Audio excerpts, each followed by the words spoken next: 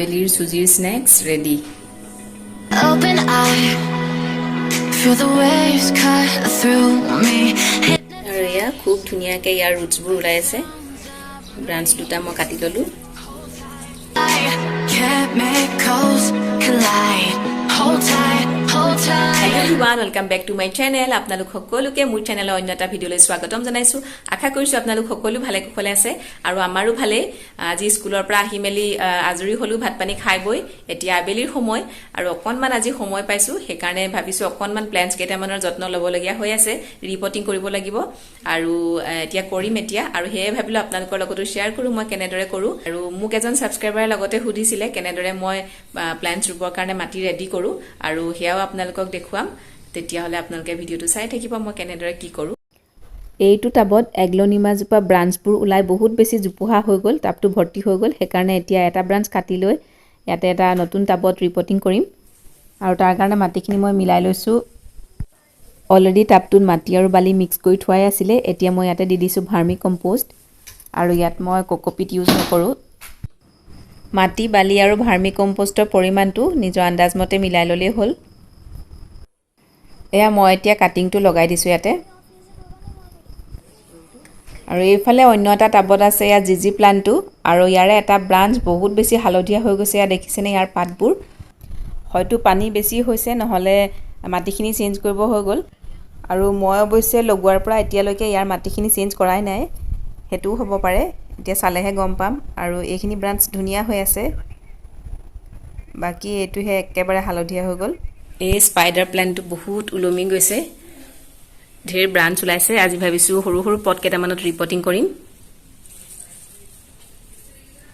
কোন ব্ৰাঞ্চ কেইটামান ইয়াৰে কাটি লওঁ আৰু এয়া খুব ধুনীয়াকৈ ইয়াৰ ৰুটছবোৰ ওলাই আছে ব্ৰাঞ্চ দুটা মই কাটি ললোঁ লৈ লৈছোঁ এইটো আৰু এইকেইটা সৰু সৰু পটতে মই ৰিপৰ্টিং কৰিম ব্ৰাঞ্চ কেইটা আৰু এইখিনি পটিং আৰু ইয়াতো আছে মাটি বালি আৰু ভাৰ্মি কম্পোষ্ট আৰু ইয়াত বালিৰ পৰিমাণটো অলপ বেছিকৈ আছে যেহেতু স্পাইডাৰ প্ল্যান্ট বা তেনেকুৱা ধৰণৰ প্ল্যান্টত বেছি পানী থাকিলে গেলি যাব পাৰে ৰুটছবোৰ সেইকাৰণে বালিৰ পৰিমাণটো বেছিকৈ দিলে ভাল হয় আৰু পটকেইটাত মই তলত শিলগুটি কেইটামান দি লৈছোঁ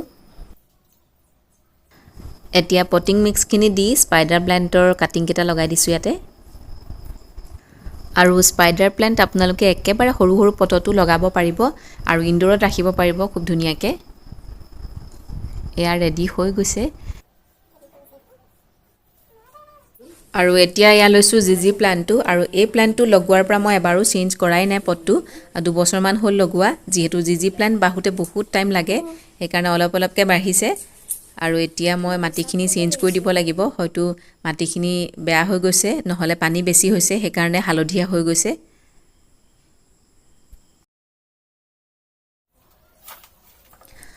আৰু এতিয়া ইয়াৰ পৰা কমপ্লিট মাটিখিনি এৰুৱাই দিম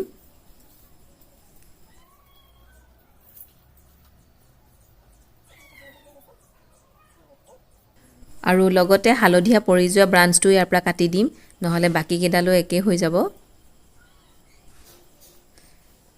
সেপাৰেট কৰি লৈছো আৰু এতিয়া এখন কেচিৰ সহায়ত কাটি দিছো ব্ৰাঞ্চটো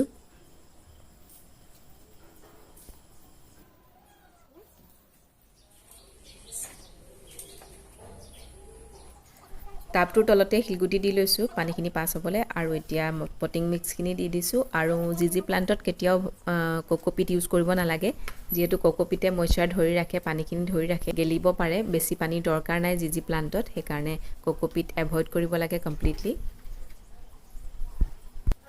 If I should stay or be alone, won't you make up your mind? 'Cause I'm getting tired of overthinking every move you make, and I can help you decide who you're loving now and how I'm. আৰু এই coffee কাপত থকা মানি প্ল্যান্টটো মই এতিয়া change কৰি দিছো এটা hanging টাবলে আৰু এনেদৰে কফি কাপতো আপোনালোকে কিছুমান প্ল্যান্ট লগাব পাৰে আৰু ডাঙৰ হলে ইচ্ছা কৰিলে আপোনালোকে বেলেগত চেঞ্জ কৰি দিব পাৰিব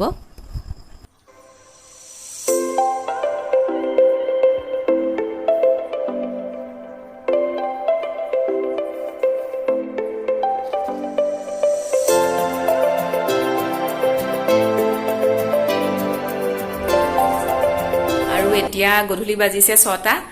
ইহঁতি পঢ়ি আছে ইহঁতৰ ইউনিট টেষ্ট চলি আছে ধুনু আৰু জিয়াৰ কিবা এটা খাবলৈ দিব লাগে বনাই আৰু এতিয়া বনাও বুলি ভাবিছো চুজিৰ এটা ৰেচিপি আৰু লগতে আপোনালোকৰ লগত শ্বেয়াৰ কৰো কি বনাও মই অৱশ্যে এই ৰেচিপিটো মই আগতে বনাইছো কোনোবা এটা ব্লগত শ্বেয়াৰ কৰিছো তথাপি যি সকলে চোৱা নাই আপোনালোকে চাব পাৰিব আৰু বনাবলৈ মই আৰম্ভ কৰো তেতিয়াহলে বলক আপোনালোকে ইয়াতে বাটিটোতে মই লৈ লৈছো চুজি 1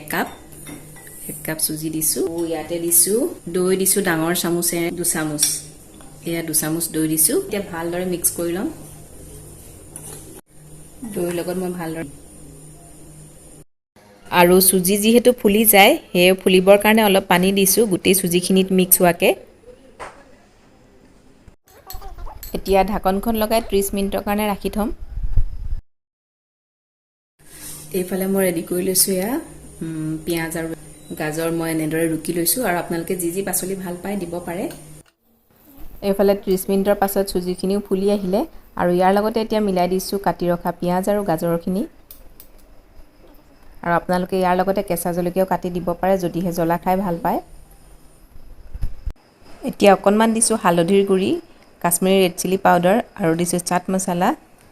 এয়া হৈছে ধনিয়া গুড়ি অকণমান আৰু লগতে দিছো অলপ পানী গোটেইখিনি ভালদৰে মিলাই লৈছো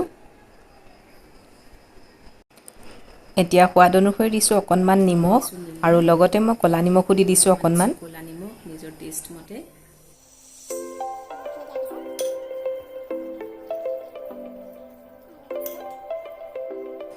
আৰু এতিয়া দিছো 4/1 বেকিং সোডা আৰু আপোনালোকে ইনো থাকিলে ইনো দিব পাৰে 1 চামুচ তেতিয়া বেছি ভাল হয় আৰু লগতে অকণমান পানী মিলাই গুটেইখিনি এতিয়া মিক্স কৰি লৈছো পুনৰবাৰ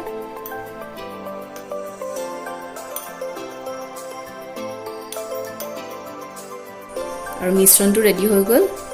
এতিয়া বনাবলৈ ষ্টাৰ্ট কৰিম এনে ধৰণৰ পেন এখন মই পাতি লৈছো গেছত আৰু এতিয়া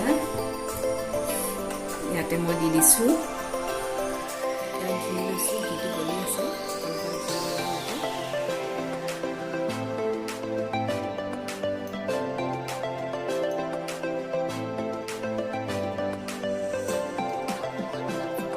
ঘি দিয়াৰ পাছতে মিশ্ৰণখিনি অলপ অলপকৈ চামুচেৰে দি দিছোঁ আপোনালোকে ঘিৰ সলনি ৰিফাইন তেলো ইউজ কৰিব পাৰে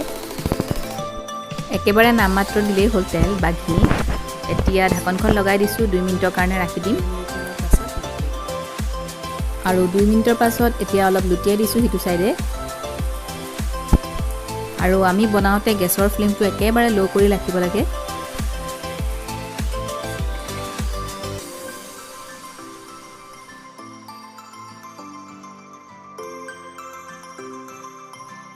আৰু এয়া আমাৰ চুজিৰ স্নেক্স ৰেডি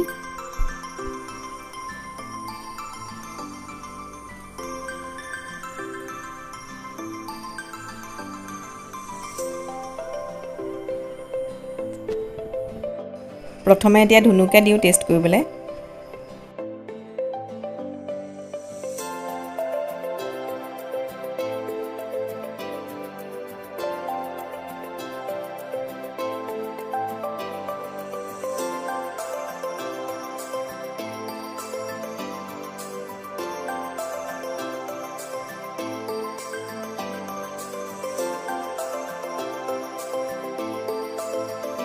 আৰু ধুনুৱেটো ভালেই পায় এই ৰেচিপিটো খাই আৰু আপোনালোকেও বনাই চাব যিসকলে বনাই খোৱা নাই আৰু ল'ৰা ছোৱালীও ভাল পাব